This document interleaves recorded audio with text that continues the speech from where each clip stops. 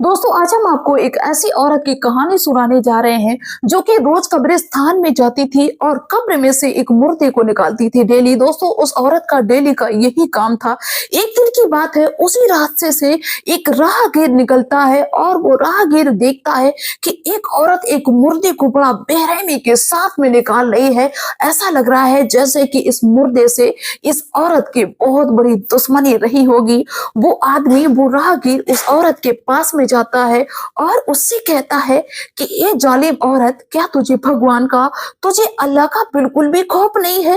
एक मरे हुए इंसान के साथ में, मुर्दे के साथ में तो ऐसा जघन्य अपराध कर रही है, भला ऐसा क्यों कर रही है?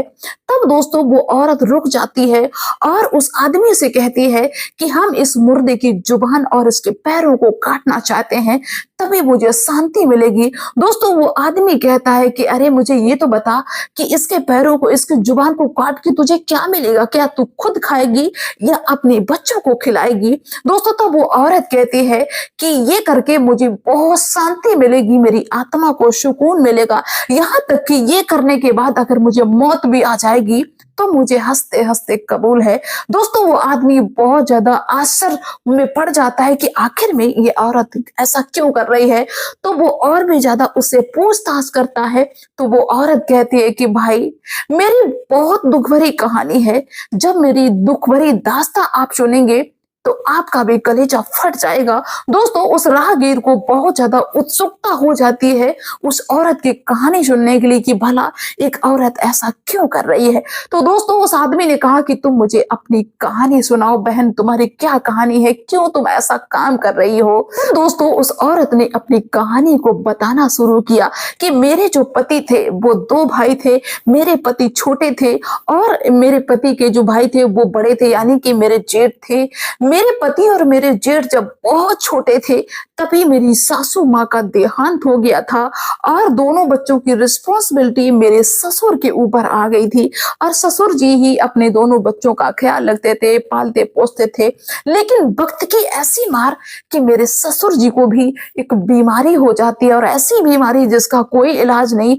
मेरे ससुर जी को अपनी बीमारी का जब ज्ञात हो जाता है, पता चल जाता है, तो वो बहुत चिंता करते हैं कि मेरे अभी बच्चे छोटे हैं और मेरे पास में इतना धन संपत्ति है, क्योंकि उस औरत ने बताया कि मेरे ससुर जी के पास में बहुत जमीन थी, सोना जायदाद, हीरा मोती बहुत कुछ था।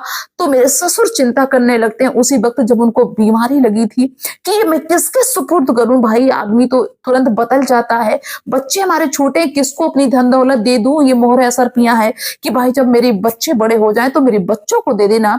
मेरे ससुर चिंता करते हैं जब उनको कोई रास्ता नजर नहीं आता है और उनकी मौत नजदीक आती जाती है तो वो अल्लाह से कहते हैं, यानी कि भगवान से कहते हैं कि भगवान जी, जो भी मेरी धन दौलत है इसको सब हम जमीन में गाड़े दे रहे हैं और इसमें मैंने एक पर्ची भी बना के रख दी है और जब मेरे बच्चे बड़े हो जाएं तो मेरे बच्चों तक ये धन पहुंचा देना, जो भी हीरे जवाहरात मैंने जमीन में गाड़ के रखे, दबा के रखे हैं। ऐसा करने के कुछ दिन बाद ही मेरे ससुर का देहांत हो जाता है। जब मेरे ससुर जी की मौत हो गई तो घर परिवार के लोगों ने दोनों बच्चों का पालन पोषण किया। जब बच्चे दोनों बड़े हो गए, यानी कि दोनों भाई बड़े हो गए, तो वो सोचने लगे कि क्यों ना मैं दूसरे के घर में रहता हूं, मैं अपने घर को बनाऊं और अपने घर में रहूं। इसी विचार से दोनों भाई उस घर की खुदाई करने लगते हैं, क्योंकि नींव रखनी थी, नींव भरनी थी।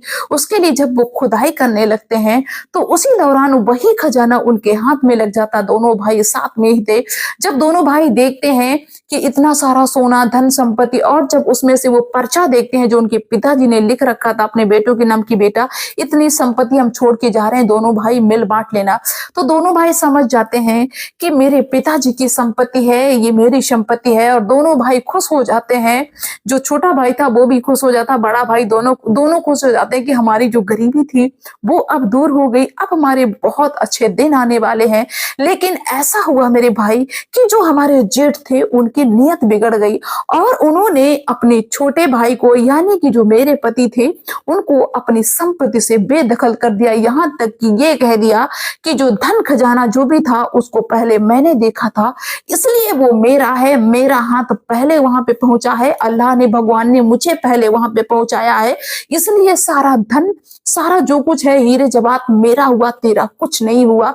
मेरे पति गिड़गिड़ाते रहे, लेकिन उसने कुछ भी फूटी पाई तक नहीं दिया। इसके बाद में और समय गुजरता है, मेरे पति जैसे तैसे अपना गुजारा करते हैं, शादी हो जाती है और उसकी भी शादी हो जाती है, लेकिन जब उसके पास में धन दौलत ज्यादा होता है तो वो अपनी हुकूमत दिखाता है और जो मेरी जमीन थी उसको भी वो हड़प लेता है। मेरे पति के पास में कुछ नहीं था, उनकी दिन दशा खराब हो जाती है, शादी हो गई, बच्चे भी हो गए, अब मेरे पति के पास में कुछ नहीं, जो कुछ था जमीन भी हड़प ली। अब वो खेती किसमें करें, कैसे अपने बच्चों का पालन पोषण करें।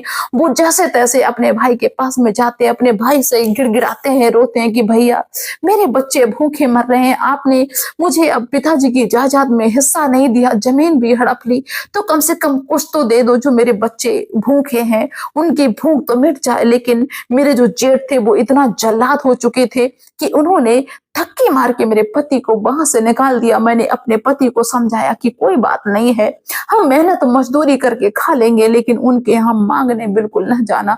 ऐसे करके हम अपना वक्त काटते गए, लेकिन मेरे जेठ का जो जुल्म था हम लोगों पे बढ़ता ही चला गया।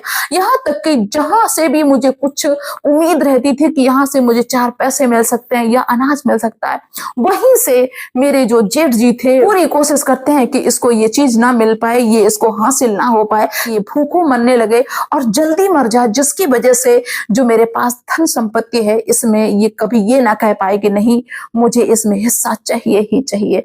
ऐसे करके मेरे पति बहुत बार गए, लेकिन मेरे जेठ ने कुछ भी मेरे पति को नहीं दिया। मेरे बच्चे भूखे मर रहे थे, और जबकि उसके यहाँ जो कुत्ते थे, जो उसने कुत्ते पाल रखे थे, वो कुत्ते मीट खाते हैं, लेकिन मेरे बच्चे भूखे मरते थे। उसके जो बेटा हुए वो भी हम लोगों पे जुल्म करते हैं, यहाँ तक कि उनके घर में नौकर चाकर काम करने लगे, लेकिन फिर भी मुझे कोई एतराज नहीं था, हम अपनी गरीबी में ही खुश थे। एक दिन की बात है जब मेरे घर में 3 दिन तक चूल्हा नहीं जला, मेरे बच्चे भूख से तड़फ रहे हैं, परेशान थे, तो मेरे पति से देखा नहीं गया और वो फिर से चल देते हैं। इतना बेइज्जत होने के बावजूद भी फिर से चल देते हैं कि अब की बार भैया से हम और भी ज्यादा गिड़गिड़ाएंगे, भैया के पैरों में गिर जाएंगे कि मुझे थोड़ा सा कुछ दे दो ताकि अपने बच्चों का हम पेट भर दें। इसी उम्मीद से मेरे पति वहां पे जाते हैं और कहते हैं कि भैया मेरे बच्चे भूखे हैं, मुझे जायदाद नहीं चाहिए, मुझे हिस्सा नहीं चाहिए, कुछ खाने को दे दो ताकि अपने बच्चों का हम पेट भर दें।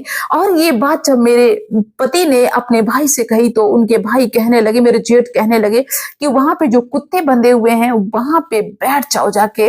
तो मेरे पति वहां पे बैठ गए जाके। इसके बाद में वहां पे काफी देर बैठे बैठे जब काफी समय निकल गया तो मेरे पति ने फिर से कहा कि हम कितनी देर से कुत्तों के पास में बैठे हैं, तुमने मुझे जायदाद में से कुछ नहीं दिया, इसके बावजूद हम तुमसे कुछ नहीं मांग रहे, सिर्फ कुछ खाने को मांग रहे कि मेरे बच्चे भूखे मर रहे हैं और इतना भी तुमसे नहीं हो पा रहा है। भगवान के लिए कुछ तो मुझ पे रहम करो, कुछ तो भगवान को डरो। जब इतनी बात मेरे पति ने अपने भाई से कही तो मेरे जो जेठ थे वो बहुत ज्यादा क्रोधित हो जाते हैं और अपने लोगों से कहते हैं कि इसकी जो जबान है बहुत ज्यादा चल रही है, ये बार बार मुझे जताता है कि मैं इसका हिस्सा लिए हूं, मैंने इसकी जमीन हड़प ली, ये बार बार यही बात कहता है। ऐसा करो, चाकू उठाओ और इसकी जबान को काट लो ताकि ये दोबारा इस जबान से बोल ना पाए। उसके आदमी उठते हैं और मेरे पति की जुबान को काट लेते हैं। मेरे पति वहीं पे बेहोश हो जाते हैं। इसके बाद में मेरे जेठ को रहम नहीं आया, वो फिर से कहने लगे कि ये जिन पैरों से रोज चल के आता है यहाँ मुझे डिस्टर्ब करने के लिए, मेरा दिमाग खराब करने के लिए, इसके पैर भी काट लो। मेरे पति के पैर भी काट लिए, जुबान भी काट ली। मेरे पति की तड़प तड़प के वहीं पे मौत हो जाती है। और जब ये सूचना मेरे तक पहुंचती है तो हम भी तड़पने लगते हैं, मेरे बच्चे भी रोते हैं।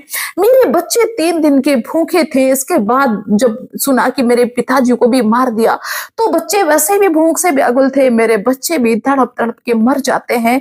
मेरे पति भी चले गए, मेरे जेठ की वजह से मेरे बच्चे भी चले गए। अब सिर्फ मैं बची और मेरे आत्मा से, मेरे दिल से आह निकलने लगी कि भगवान इस पे अपना कहर बरसाओ, अल्लाह इस पे अपना कहर बरसाओ, इसने मेरे साथ में अन्याय किया, मेरा हिस्सा हड़प लिया है, इस पे कुछ तो करो, गरीबों की मदद करो, गरीबों पे रहम करो। और जैसे ही मैंने भगवान से ये विनती की, भगवान ने मेरी तुरंत विनती को सुन लिया और इसकी जो जुबान थी हलक में ही अटक गई। इसके प्राण ऐसे अटक गए कि ये 20 दिन तक इतना परेशान रहा कि आखिर में इसको ना तो कोई दवा आराम करने लगी, ना कोई दुआ आराम करने लगी। इसके बच्चे खुद ही परेशान हो गए जब इसको सांस भी नहीं मिल रही और ये परेशान होता है। इसके बच्चों ने ही इसका गला दाब दिया और इसकी मौत हो गई। जब इसकी मौत हो गई तो मुझे थोड़ा सा तसल्ली हुई, लेकिन जब इसको बड़ा विधि विधान के साथ में दफना दिया जाता है और मेरे पति को बहुत ही बुरी तरीके से यूं ही फेंक दिया गया और इसको जब फूल मालाएं डाल के दफनाया जाता है तो मुझे और भी ज्यादा गुस्सा आता है कि इसको सम्मान इतना क्यों मिला। और उसी दिन से मैंने ये ठान लिया कि इसको हम कब्र से निकाल के इसकी जुबान को काटेंगे, इसके पैरों को काटेंगे।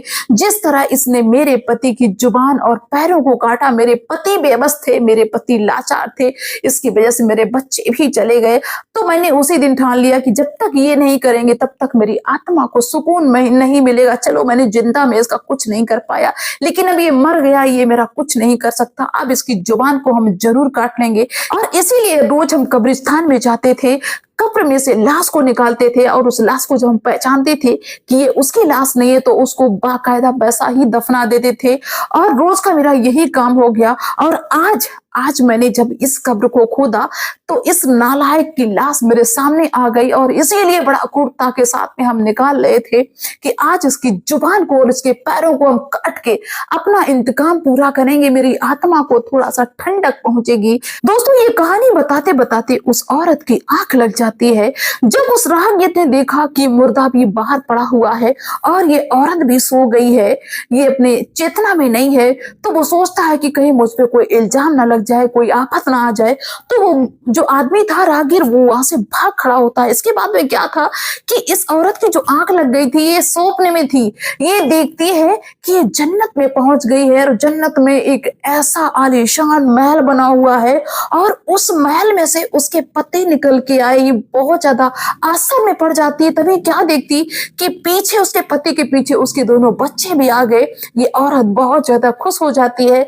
इसका पति इससे कह रहा था कि देखिए हम अपने बच्चों के साथ में कितना खुश हैं, सिर्फ तुम्हारा ही इंतजार था, तुम भी आ गई। तो दोस्तों वो औरत अपने पति से पूछती है कि अरे तुम इतने सुंदर महल में कैसे आ गए, तुमको यहाँ पे किसने रखा है। तो उसका पति कहता है जो किसी के साथ में बुरा नहीं करता है, जो संयम रखता है, जो अच्छे वक्त का इंतजार करता है, जो किसी के साथ में बुरा नहीं करता है, उसको यही महल मिलता है, उसको जन्नत मिलती है, उसके साथ में अच्छा होता है। तो दोस्तों यही सब वो औरत देख रही थी और समझ रही थी कि हाँ सच में जो किसी के साथ में गलत नहीं करता है उसके साथ में अच्छा होता है, उसको यही सब मिलता है। तभी वो औरत अपने पति से कहती है कि बस कुछ दिन की ही बात है, हम भी तुम्हारे साथ यहीं जन्नत में भी आ जाएंगे और सब लोग मिलके एक साथ में रहेंगे। ये कह के सभी लोग हंसने लगते। इसके बाद में क्या था कि उस औरत की अचानक से नींद खुल जाती है, नींद टूट जाती है तो देखती है कि वो तो एक मुर्दे के सामने बैठी हुई है। तो वैसे ही वो एकदम छटाक से अपने आप को संभालती है और सोचती है कि अरे हम ये क्या करने जा रहे थे, मेरे अंदर इंतकाल की आग लगी हुई है, बदले की भावना बनी हुई है। अगर मैंने इसके साथ में ऐसा किया तो मुझे वो महल नसीब नहीं होगा, मेरे पति मेरे बच्चे जहां पे हैं वो जन्नत मुझे नसीब नहीं होगी।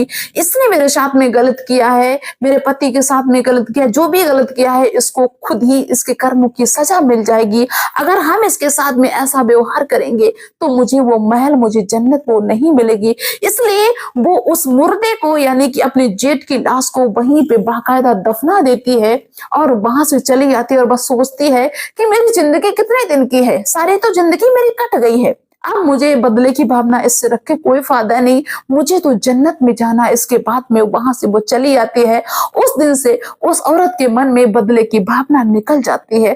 तो दोस्तों इस कहानी के थ्रू हम आपको यही समझाना चाहते हैं कि आपके साथ में कोई गलत कर रहा है, चिंता मत करिए, उसको वक्त दीजिए। वक्त का तमाचा उसको ऐसा पड़ेगा कि वो ठिकाने पे आ जाएगा। अगर आपके साथ में कोई गलत कर रहा है तो उसके साथ में गलत जरूर होगा।